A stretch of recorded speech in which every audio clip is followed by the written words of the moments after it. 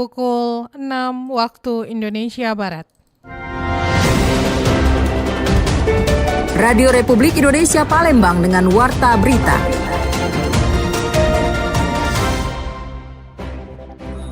Populasi dari ekonomi nanti struktur ekonominya, terus kemudian dia bergerak di sektor apa saja, sektor yang kita kenal, kan kurang lebih ada 17 ya nanti yang bergerak di sektor industri. Saya masih minta beberapa hal yang harus dimaksimalkan lagi. Contoh, saya minta memang harus clear. Air mancur memang sudah bagus.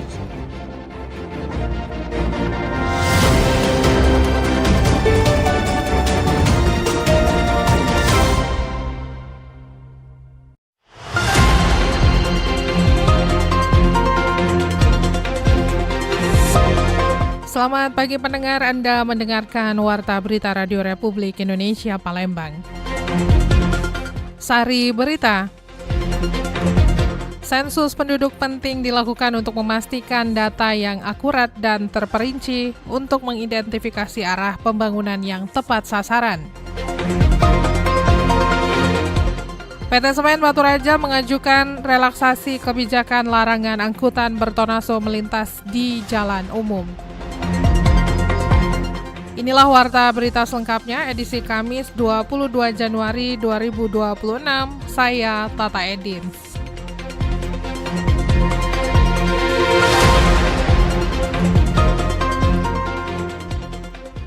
Pendengar, sensus penduduk penting dilakukan untuk memastikan data yang akurat dan terperinci guna mengidentifikasi arah pembangunan yang tepat sasaran. Badan Pusat Statistik Provinsi Sumatera Selatan memastikan akan kembali melaksanakan sensus ekonomi pada tahun 2026. Kegiatan ini merupakan program nasional yang rutin digelar setiap 10 tahun sekali sesuai dengan amanat undang-undang. Kepala BPS Sumatera Selatan Muhammad Wahyu Yulianto menjelaskan bahwa sensus ekonomi bertujuan untuk memotret secara menyeluruh aktivitas ekonomi di Sumatera Selatan termasuk Palembang, mulai dari usaha mikro hingga skala besar. Wahyu menambahkan, melalui pendataan tersebut, pemerintah akan memperoleh gambaran utuh mengenai struktur dan potensi ekonomi di suatu daerah, sehingga dapat menjadi dasar dalam perumusan kebijakan pembangunan ke depan. Dengan pelaksanaan, BPS akan melakukan pendataan terhadap seluruh bangunan dan rumah yang ada.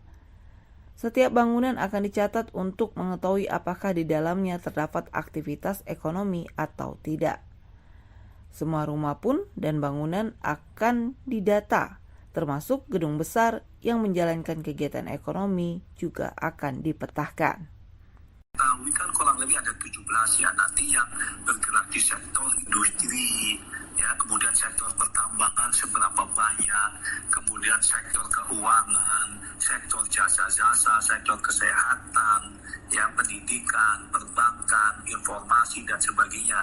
Nanti akan teridentifikasi, kemudian juga terkait dengan skalanya, apakah dia itu mikro, apakah dia skala kecil. Terkait tenaga sensus, Wahyu Yulianto menyebutkan bahwa PPS akan membuka rekrutmen petugas secara terbuka bagi masyarakat umum. Proses pendaftaran akan dilakukan melalui aplikasi khusus yang disiagakan BPS. Dari RRI Palembang, Nova Ariana melaporkan terus mengudara untuk Indonesia. Sementara itu, Badan Pusat Statistik Kabupaten Banyuasin menegaskan sensus ekonomi 2026 berperan penting dalam menggambarkan kondisi perekonomian daerah secara menyeluruh. Sensus yang dilaksanakan setiap 10 tahun sekali ini bertujuan memperoleh data dasar jumlah dan sebaran usaha yang ada di daerah, khususnya Kabupaten Banyuasin. Kasubag Umum BPS Banyuasin Yeni Oktavia menjelaskan, sensus ekonomi 2026 akan mendata seluruh unit usaha. Pendataan dilakukan terhadap semua usaha, baik yang beroperasi secara langsung di lapangan maupun berbasis daring, sehingga menghasilkan gambaran populasi usaha yang akurat. Dalam sensus ini, BPS akan menghimpun berbagai informasi penting terkait identitas usaha. Data yang dikumpulkan meliputi nama dan pemilik usaha, jumlah pendapatan, jumlah tenaga kerja, serta jenis dan sektor usaha berdasarkan klasifikasi buku lapangan usaha. Kalau berkaca di tahun sensus sebelumnya, pertama-tama pasti identitas dari usaha itu sendiri ya, baik dari nama usahanya, terus pemilik, terus nanti kita juga tanya sekitar jumlah income dari pendapatan mereka terkait dengan usaha itu, jumlah dari pegawainya gitu. Jadi bergerak di sektor apa, itu nanti yang didatakan ada KBLI ya namanya. KBLI itu dia masuk di sektor apa? Apakah perdagangan kah, konstruksi kah, seperti itu. Oh gitu. Kecuali di bidang AOT ya. AOT itu pertanian, terus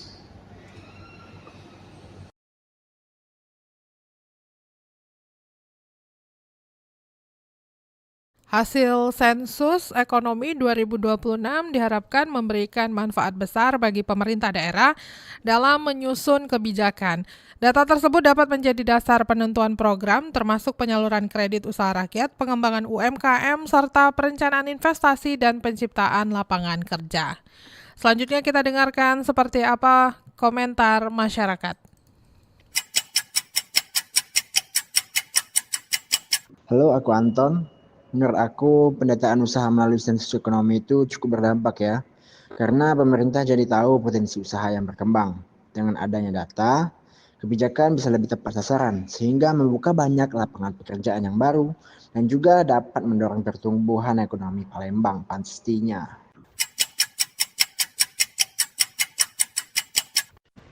Halo, aku Aurel. Menurut aku, sensus ekonomi 2026 itu penting banget ya. Dari situ pemerintah Kota Palembang ini bisa lihat kondisi ekonomi warga. Jadi, kebijakan yang dibuat lebih tepat dan sesuai kebutuhan masyarakat. Halo, aku Intan. Harapannya sih hasil sensus ini beneran dipakai.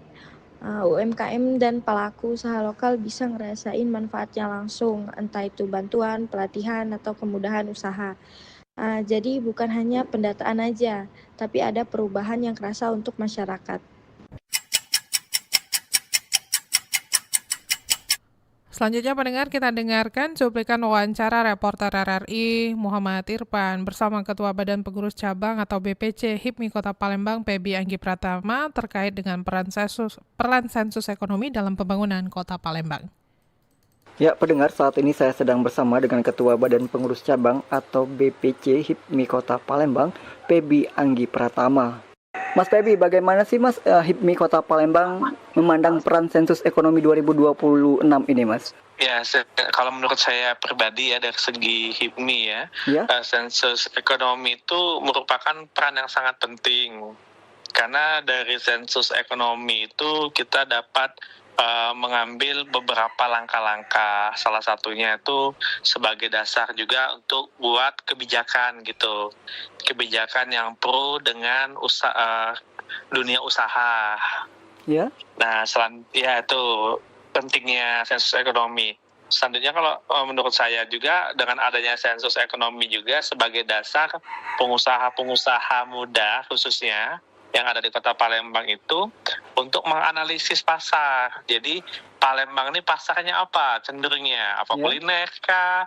Apa ekonomi kreatif kah? Dan sebagai dasar juga bagi kawan-kawan yang punya dana lebih untuk menginvestasikan dananya untuk cocoknya di usaha apa nih. Nah, itu kan dasarnya itu kan melalui dasar yang hasil dari sensus ekonomi tersebut. Seperti itu, Mas. Baik, Mas. Sejauh ini bagaimana, Mas, hasil sensus ekonomi 2026 ini dapat dimanfaatkan oleh HIPMI untuk mendorong kebijakan pemerintah daerah yang lebih berpihak pada pengusaha lokal, khususnya di sektor UMKM, Mas? Ya, jadi kan sensus ekonomi kan merupakan hasil dari hasil yang objektif, empiris ya Mas ya. Ya. Itu data sensus itu kan pasti bersumber langsung dari dunia ekonomi yang ada di Kota Palembang kan. Nah, dasar itu kan merupakan menjadi acuan harusnya bagi kami HIPMI maupun bagi pelaku usaha untuk didiskusikan, dikaji, dilihat di mana saja peluang-peluang usaha yang ada di Kota Palembang. Nah, namun kondisi yang ada saat ini, hasil dari sensus ekonomi itu tidak tersosialisasikan secara umum gitu. Iya. Kecuali kita mencari gitu, mengunjungin website atau bahkan mengunjungin BPS ya dalam hal ini yang mendata kan. Nah, harapannya ketika sudah dilaksanakan sensus ekonomi, hasil secara umum maupun khusus itu disosialisasikan gitu. Nah, jadi pelaku usaha yang ingin menginvestasikannya, buka usaha baru, peluang baru, dapat mempelajari hasil dari sensus ekonomi tersebut, Mas. Jadi perannya sangat penting sih harusnya. Sangat penting ya, Baik, Mas. Gitu. Saat ini apa sih tantangan yang dihadapi oleh HIPMI, Mas, dalam mensosialisasi pentingnya sensus ini kepada pelaku usaha ini, Mas? Tantangan kalau menurut saya pribadi, tantangan itu ialah ibaratnya tuh tidak semua pengusaha, khususnya kami di HIPMI ya, yang peduli gitu dengan sinergitas bersama gitu. Seperti ini, misal kita sudah ada usaha, sudah besar, sudah maju, sudah sukses, kadang fokusnya ke situ, Mas. Ya. Lupa bahwasannya kita ini makhluk sosial, yang artinya makhluk sosial itu harusnya peka, peduli dengan kondisi lingkungan, kondisi daerah gitu. Walaupun ya sebagian besar sudah seperti itu, tapi sebagian kecilnya ini yang kami motivasi biar ketika kita jadi pengusaha, pengennya tuh berkarakter tadi, banyak kawan banyak rezeki, semakin banyak kita memberi, semakin banyak dapat manfaat, itu harapannya, itu tantangannya, Mas. Oke, baik. Terakhir, Mas Ferry, apa sih pesan kepada masyarakat, khususnya pelaku UMKM, Mas, akan pentingnya sensus 2026 ini, Mas? Ya, kepada UMKM ya jangan, idealnya kita harus menyesuaikan perkembangan zaman. Terus kita harus menambah referensi, mendengar, melihat, membaca, melihat potensi yang ada itu biasanya dari hasil-hasil kajian gitu, hasil-hasil dari penelitian, hasil-hasil dari sensus yang sifatnya dan notabene kan memang bersumber langsung dari masyarakat kan, hasil dari sensus itu kan. Nah itu jangan nggak peka, jangan menutup diri gitu. Nah jadi baca literasi, baca informasi update gitu kan, yang sudah tuh harus ke era digitalisasi juga gitu kan, karena zaman kita udah maju kan. Seperti itu, Mas. Baik, Mas Feby, terima kasih Mas atas informasi dan juga edukasi kepada pendengar RRI. Salam sehat selalu, Mas Feby. Ya, Mas, sukses Mas, makasih Mas ya. Assalamualaikum, Mas. Ya, Mas. Waalaikumsalam warahmatullahi wabarakatuh, Mas. Ya, pendengar, itulah wawancara pertama ya bersama.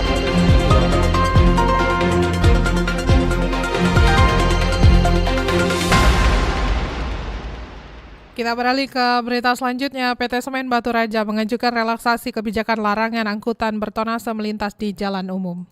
Larangan angkutan batubara melintas di jalan umum yang berlaku sejak tanggal 1 Januari tahun 2026 membawa dampak pada aktivitas industri di Sumatera Selatan. Sejumlah perusahaan terdampak mulai mengajukan permohonan relaksasi kebijakan agar operasional tetap berjalan. Pemerintah Provinsi Sumatera Selatan resmi memberlakukan larangan tersebut sebagai upaya penataan lalu lintas dan infrastruktur. Salah satu perusahaan yang terdampak adalah PT Semen Batu Raja yang menyebut kebijakan tersebut berpengaruh terhadap keberlangsungan produksi. Direktur Utama PT Semen Batu Raja Suleman Yahya mengatakan perusahaan berupaya menyesuaikan diri dengan kebijakan pemerintah. Ini tentunya perlu kolaborasi pihak yang kita akan interaktif atau menyelesaikan. Kalau kebutuhan sampai saat ini kita menghabiskan stok pemenuhan, artinya kita belum ada penerimaan baru sejak keputusan instruksi. Pemerintah Provinsi Sumatera Selatan menyatakan terbuka terhadap pengajuan relaksasi dari perusahaan. Dari hasil pemaparan PT Semen Batu Raja mengusulkan relaksasi waktu sekitar 6 bulan.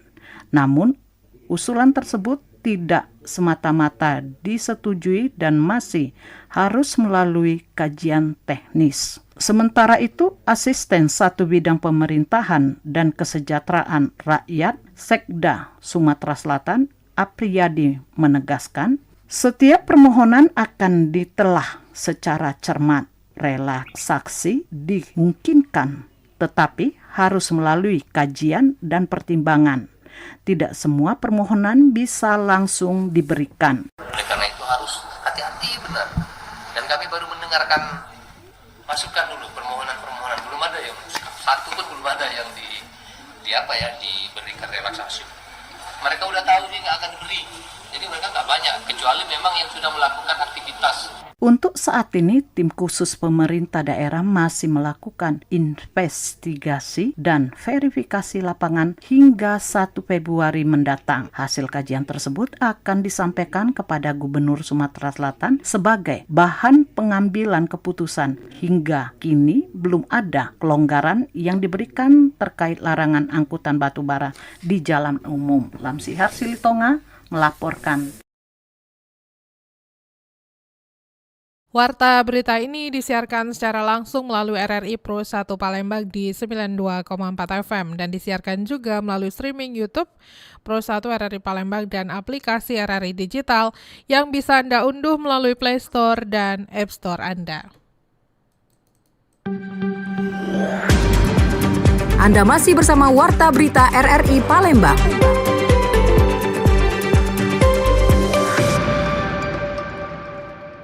Pendengar, pemerintah Kota Palembang menargetkan penataan dan penyempurnaan bundaran air mancur rampung pada pertengahan 2026. Kawasan ini disiapkan menjadi ikon baru sekaligus daya tarik wisata di jantung kota. Saat ini proses renovasi bundaran air mancur Palembang telah memasuki tahap akhir.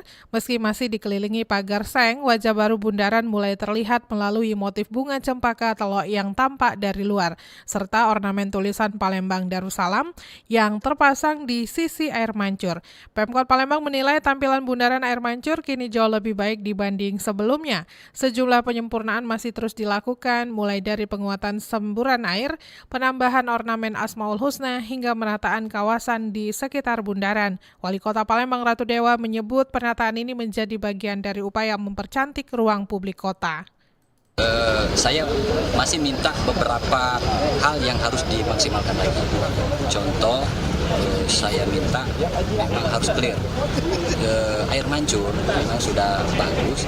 Kemarin saya masih belum begitu puas kaitan dengan moncornya air. Saya minta diperkuat lagi karena itu tergantung musiknya. Terus yang kedua, kemarin saya juga minta sesuai dengan desain awal ada Asmaul Husna yang keliling malam-malam, termasuk penataan cahaya. Saya minta cahayanya juga jangan terlalu jangan terlalu norak. Memang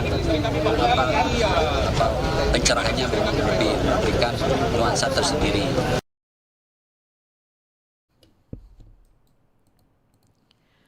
Pemerintah Kota Palembang menyiapkan lebih banyak masjid yang menerapkan energi bersih dengan menggunakan pembangkit listrik tenaga surya.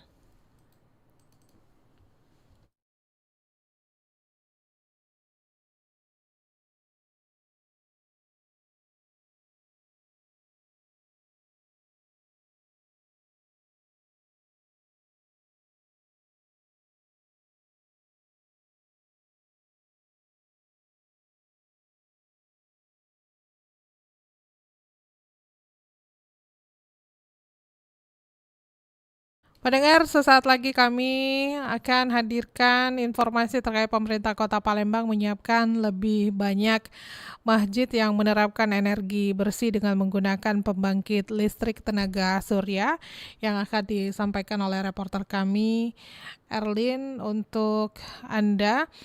Sebelumnya juga kami akan sampaikan juga informasi terkait dengan pemerintah Kota Palembang yang menargetkan penataan dan penyempurnaan bundaran air mancur yang rampung pada pertengahan 2026 dan kawasan ini disiapkan ya menjadi ikon baru sekaligus daya tarik wisata di jantung kota. Berikut kami sampaikan pendengar informasi terkait dengan pemerintah Kota Palembang yang juga menyiapkan lebih banyak masjid yang menerapkan energi bersih dengan menggunakan pembangkit listrik tenaga surya.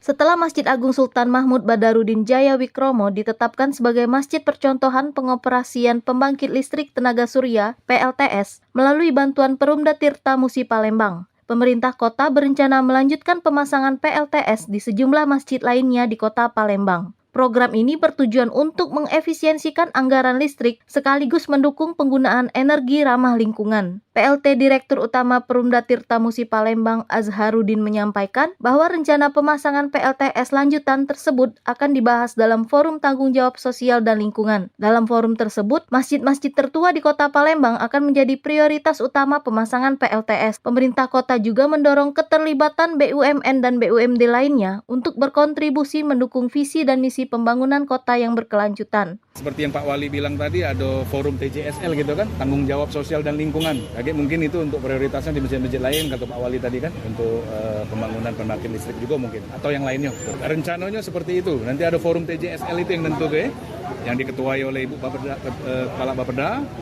Mungkin BUMD lain, BUMN lain bisa kontribusi saya itu. Sementara itu, Kepala Bapeda Litbang Kota Palembang selaku Ketua Forum TJSL, Korlena mengatakan bahwa pemerintah kota akan mengutamakan 5 masjid tertua yang selanjutnya direncanakan dipasang pembangkit listrik tenaga surya, yang mana penyusunan desain revitalisasi masjid-masjid tua telah dianggarkan.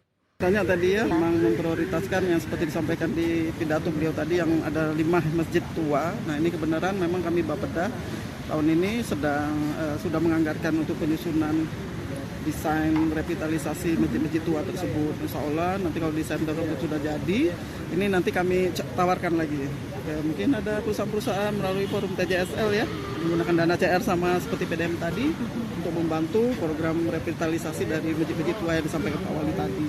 Dan memang harapan Pak Wali sebenarnya ini penggunaan anggaran CSR untuk selain revitalisasi tapi juga untuk solar cell ini pinginnya untuk juga masjid-masjid lain karena ini yang tadi disampaikan menghemat listrik ya seperti itu.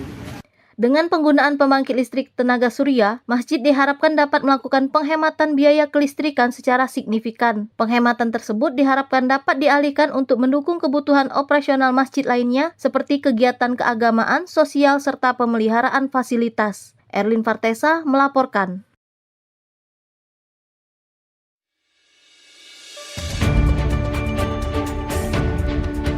Sekian warta berita produksi Radio Republik Indonesia Palembang. Sebelum berpisah kami sampaikan kembali pokok-pokok berita.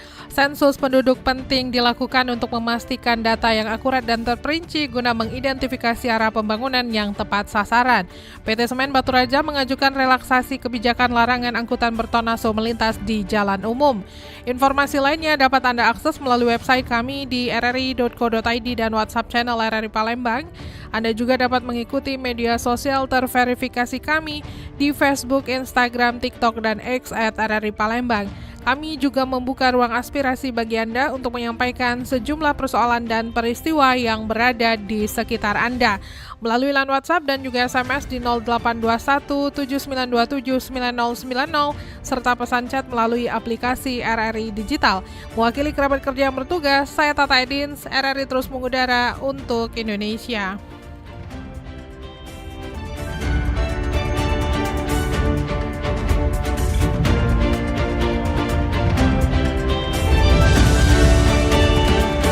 Demikian Warta Berita Radio Republik Indonesia Palembang.